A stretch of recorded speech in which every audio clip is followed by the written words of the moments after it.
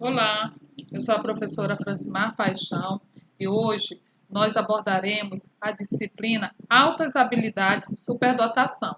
Essa disciplina, ela compõe a estrutura curricular do curso de pós-graduação de Educação Especial e Inclusiva do Instituto IESB. Então, iniciaremos apresentando alguns mitos que permeiam as altas habilidades e superdotação. Superdotação, mitos ou verdade?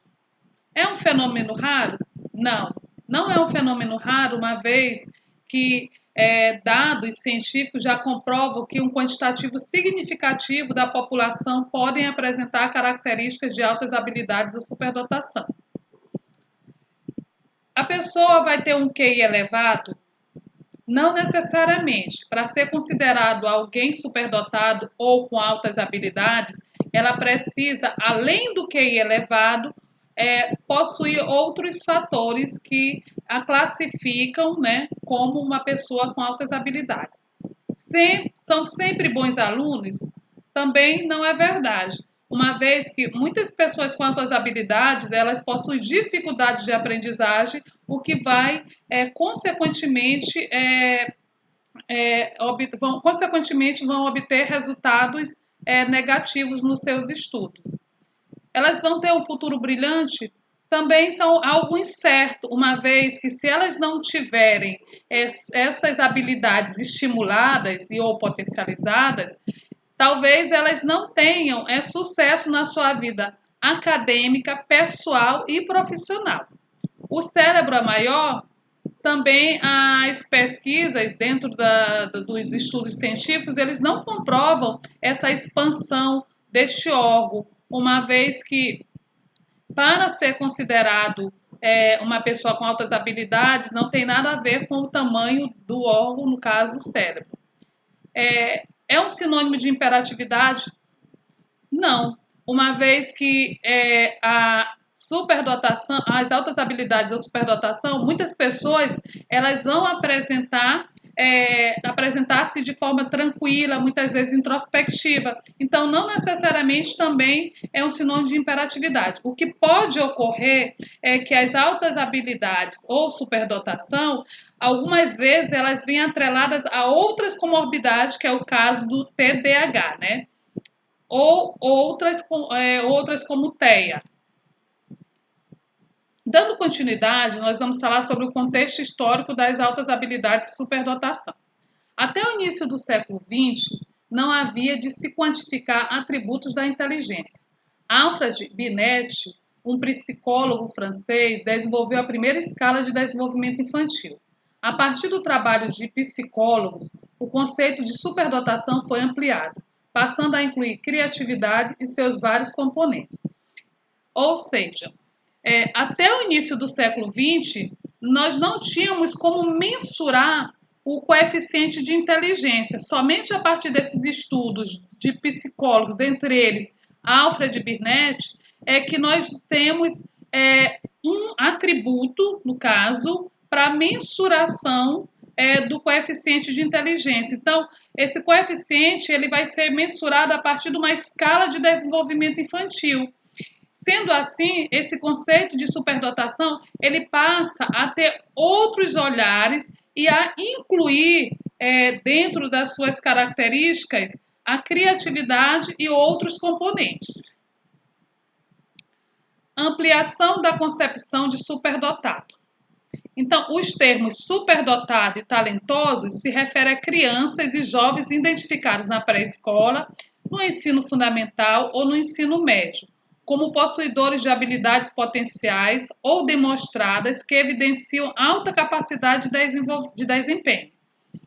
Então, a partir dos estudos, né, dos psicólogos e outros estudiosos, nós vamos ter uma ampliação dessa concepção nos termos de superdotado e talentosos, que vão se referir desde a infância até a fase adulta, né? Então, contemplam toda a faixa etária do indivíduo, né? Da infância até a fase adulta, e vai se caracterizar justamente por essa pessoa possuir uma habilidade aguçada em determinado aspecto da sua vida.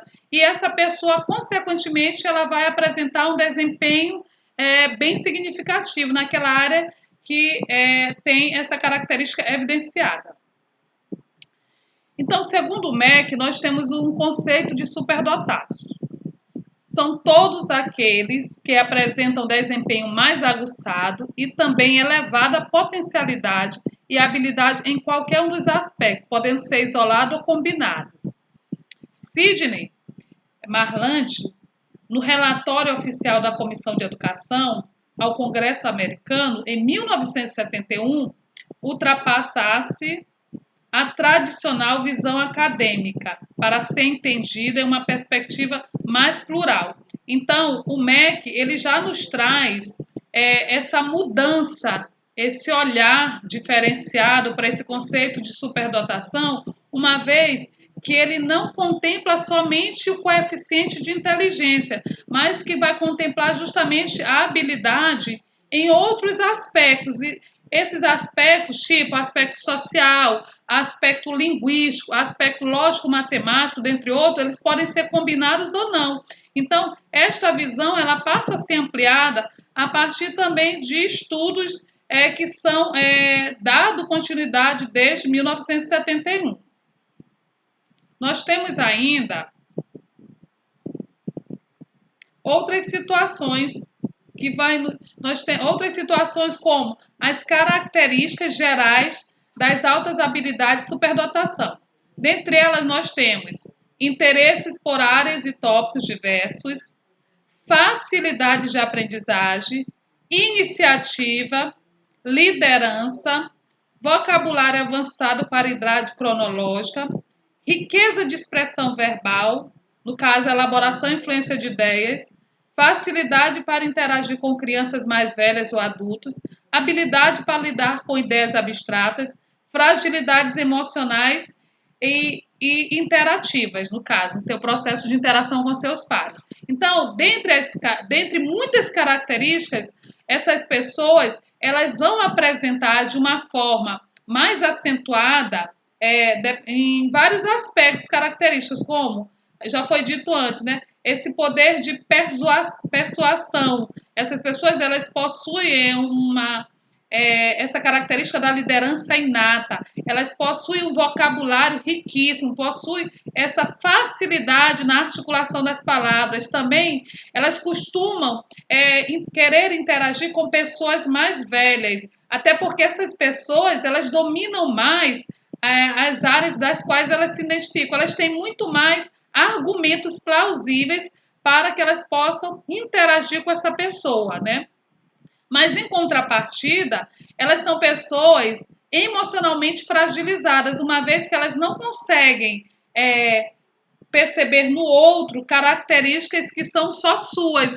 Então, por conta disso, elas têm dificuldade também para lidar com rotinas, elas têm dificuldade para estar em espaço onde elas se sentem entediadas com assuntos que não fazem parte do seu repertório, ou seja, dos seus interesses. Então, ela não tem só características positivas, digamos assim. Nós vamos perceber no decorrer das nossas falas que elas também têm características de cunho negativo, uma vez que elas terminam sendo incomodadas por determinadas situações.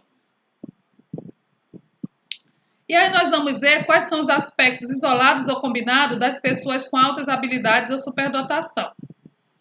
Nós temos a capacidade intelectual geral, a capacidade, a aptidão acadêmica específica, a capacidade de pensamento criativo ou produtivo, a capacidade social ou de liderança, talento especial para artes e capacidade psicomotora. Nós vimos anteriormente as capacidades de uma forma geral, as características, perdão, de uma forma geral, mas essas características elas são especificadas de acordo com cada capacidade das quais este indivíduo ele vai apresentar mais de uma forma mais acentuada.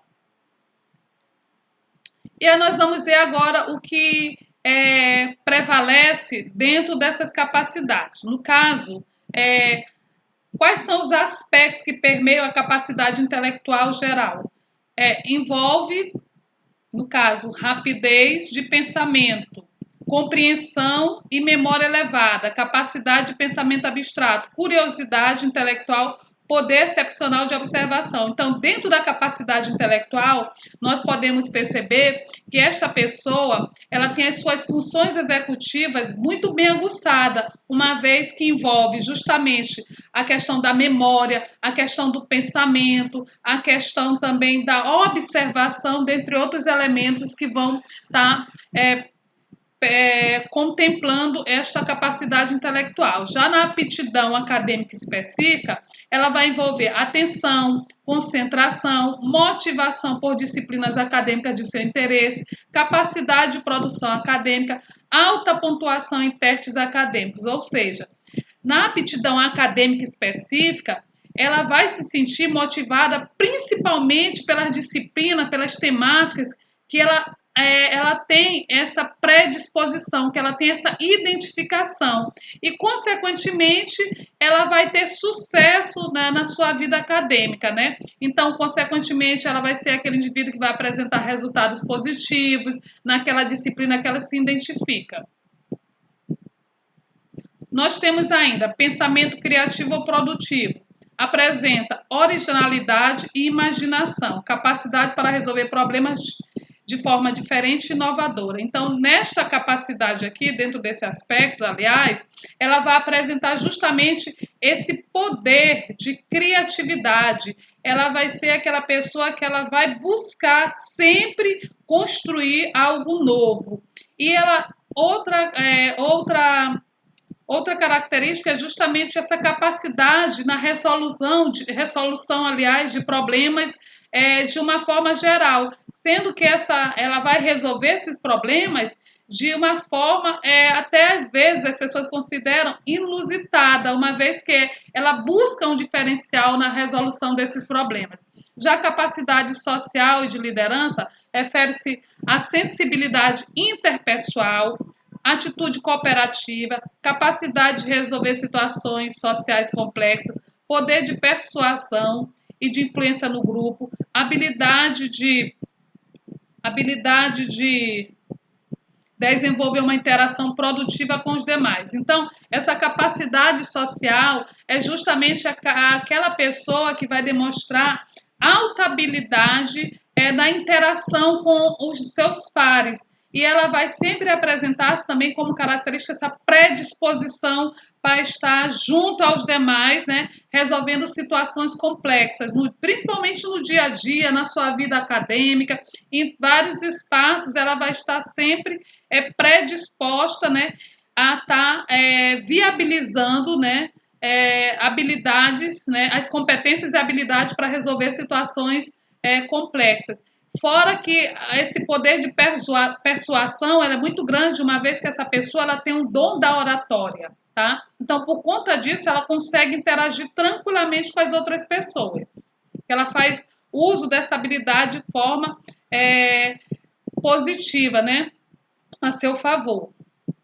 Nós temos ainda um talento especial para as artes. Envolve alto desempenho em artes plásticas, musicais, dramáticas, literárias ou cênicas.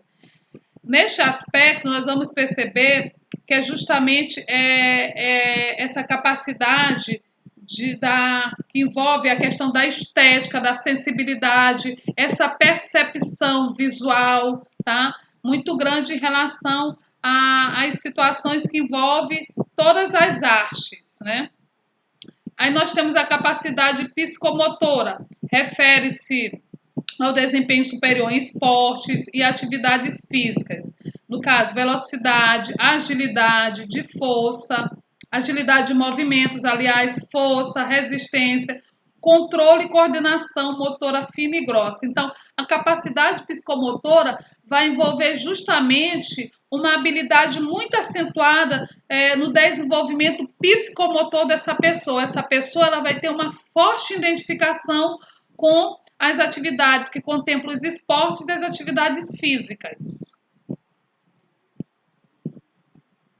Nós temos agora alguns aspectos legais que vão permear, né, a garantia dos direitos das pessoas com altas habilidades e superdotação. Dentre eles, nós temos a lei, no caso 9394/96, e que no seu artigo 24, né, na linha C, ela contempla que expõe a resolução do Conselho Nacional de Educação.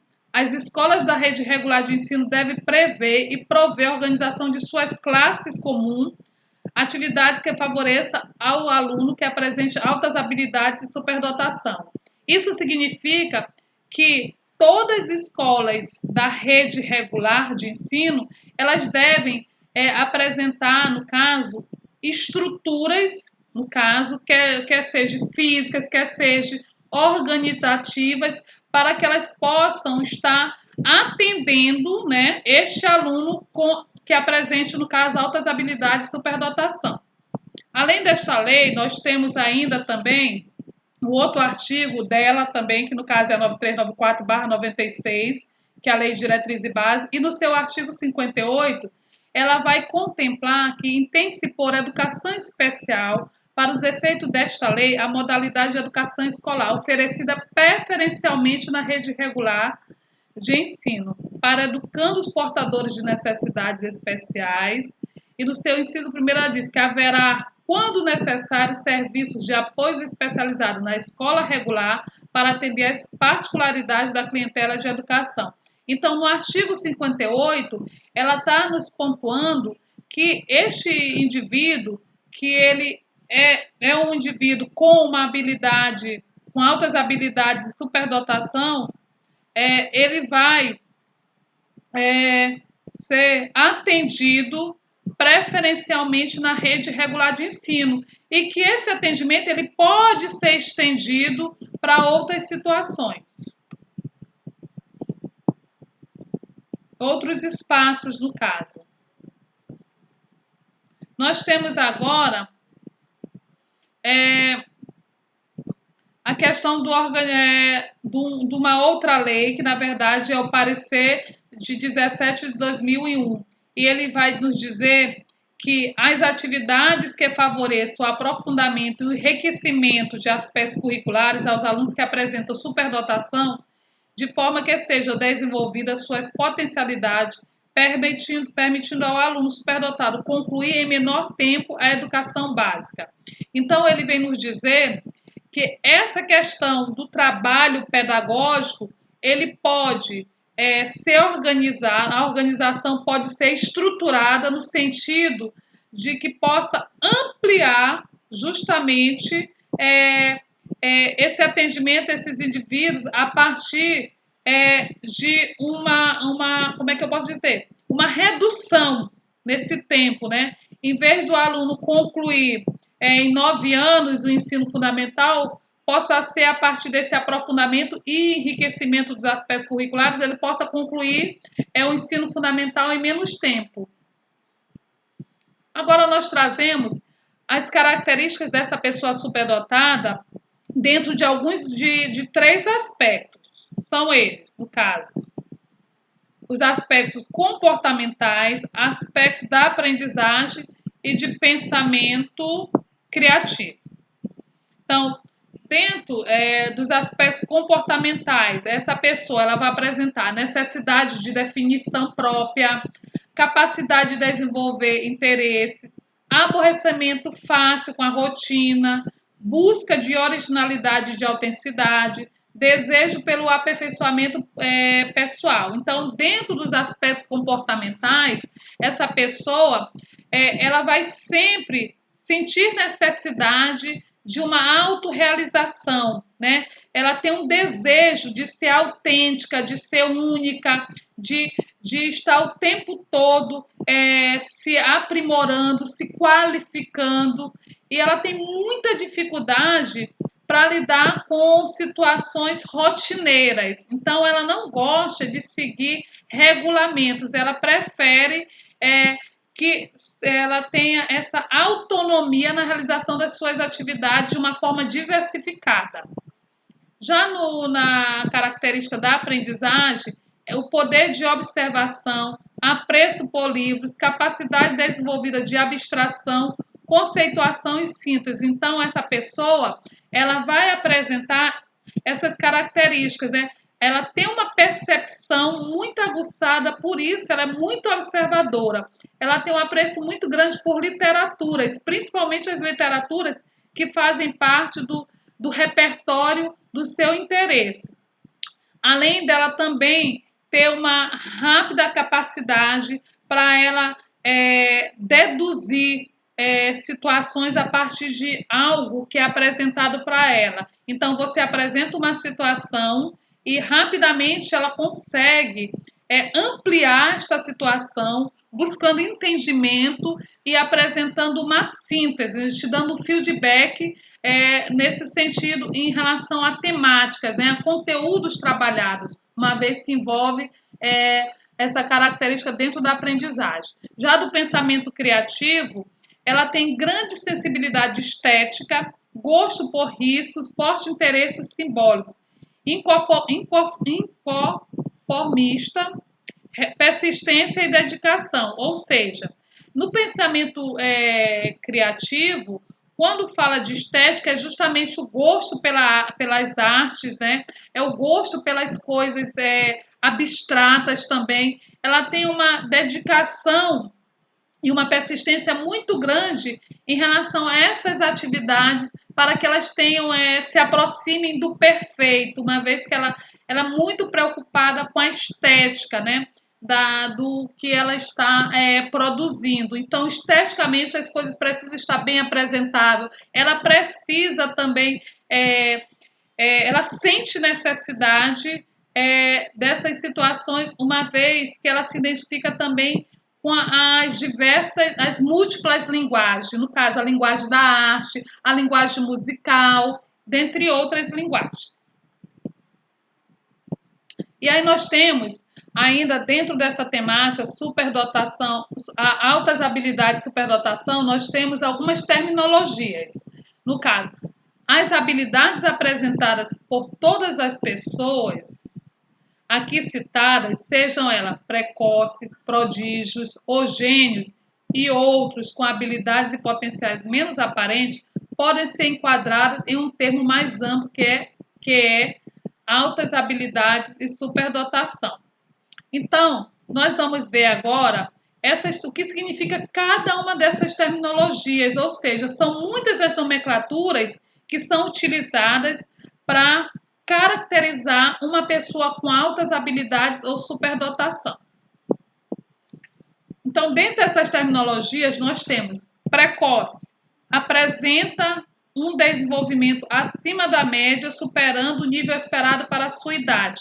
Então, precoce vai me remeter justamente àquele indivíduo que, dentro da sua idade cronológica, ele vai apresentar um desenvolvimento muito acentuado em determinada área. Então, ele é considerado alguém com altas habilidades dentro da característica precoce. Então, é utilizada essa terminologia para ele. Prodígio refere-se àquelas crianças que, em uma idade precoce, até os 10 anos de idade, demonstram um desempenho ao nível de um profissional adulto em algum campo cognitivo específico. Então, prodígio são justamente as crianças que, dentro dessa faixa etária, dos 0 até os 10 anos de idade, elas vão apresentar um bom desenvolvimento a nível profissional, ou seja, elas apresentam esse bom desenvolvimento comparado a um adulto, ou seja, ela desenvolve determinada atividade, mesmo naquela faixa etária da infância, tão bem quanto um adulto profissional faz. Então, ela é considerada prodígio. Já gênio, né? Gênios são todas as pessoas que transformam um campo de conhecimento com consequências fundamentais irreversíveis a partir de estudos e pesquisas. Então, os gênios são todas as pessoas que contribuíram significativamente para a sociedade a partir dos seus estudos, de suas pesquisas. Então, elas são consideradas gênios, essas pessoas, uma vez que os seus estudos, suas pesquisas, eles contribuíram de uma forma bem significativa para toda a sociedade.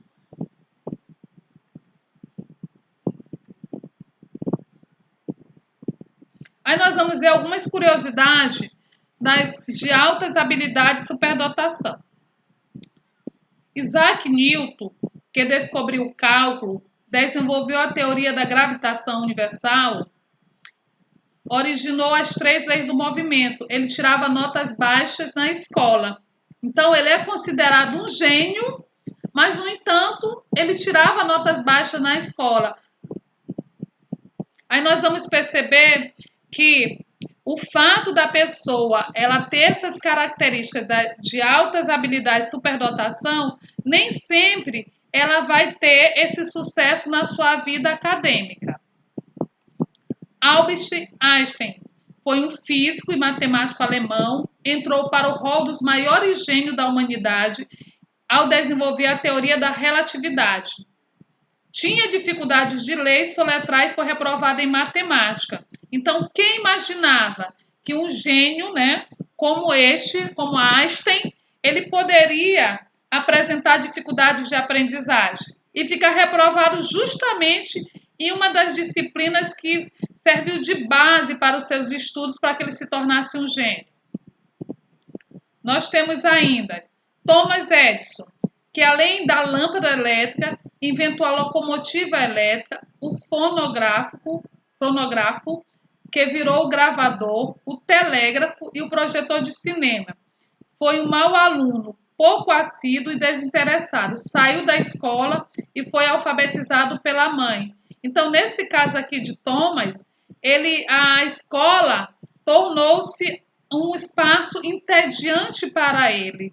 Então, nesse sentido, apesar de ser considerado um gênio, mas ele não teve sucesso na sua vida acadêmica, dentro do espaço sistemático que é a escola, do espaço formal. Então, ele foi alfabetizado pela mãe. Então, para nós percebermos que dentro desses 3 exemplos, essas 3 pessoas que são consideradas gênios, elas tiveram dificuldades de aprendizagem e, mesmo assim, elas não deixaram de contribuir de uma forma significativa para poder alcançar esse patamar de gênio.